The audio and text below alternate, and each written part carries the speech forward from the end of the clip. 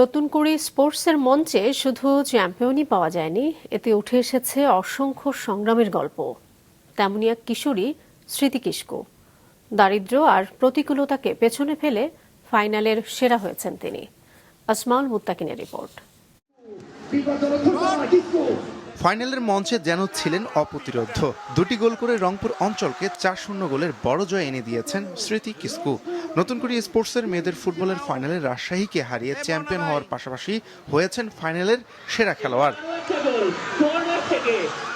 মাঠের সাফল্যের হাসি থাকলেও জীবনের গল্পটা সংগ্রামের। বাবাকে হারিয়েছেন ছোটবেলায়, মা অন্যের বাসায় কাজ করে সংসার চালান।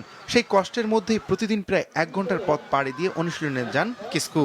উপজেলায় 5, জেলায় 3 ও জাতীয় পর্যায়ে 4 গোল করা এই কিশোরী রংপুরের পলিচড়া স্টেডিয়ামে অনুশীলন করেন। ইংল্যান্ডের নারী ফুটবলার ক্লো কেলিকে আদর্শ মানা কিস্কুর একটাই বড় স্বপ্ন। গ্রামের মানুষের সাথে অনেক কথা হয়েছে, আমার মায়ের যা ঝগড়া হয়েছে, এটা হয়েছে এটা হয়েছে, হ্যাঁ তোমার মেয়ে ফুটবল খেলায়, এটা খেলায়, ফুটবল খেলা যায় না মেয়েদের। তা এখন আমিও বলছি যে আমিও দেখা দিব গ্রামের মানুষ, আমি জাতীয় দলে সুযোগ করতে চাই, অনেক বড় খেলোয়াড় হতে চাই আমি। মা তার খরচ জোগাতে পারেন না, তাই রংপুরের সদ্য পুষ্করিণী স্পোর্টিং ক্লাবের কোচ মিলন মিয়া তার থাকা ও খাওয়ার খরচ বহন করেন।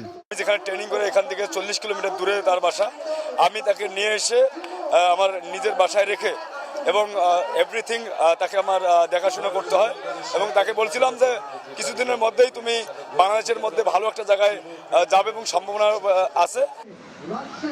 সংগ্রামের সঙ্গী করে এগিয়ে চলছে স্মৃতি কিস্কু।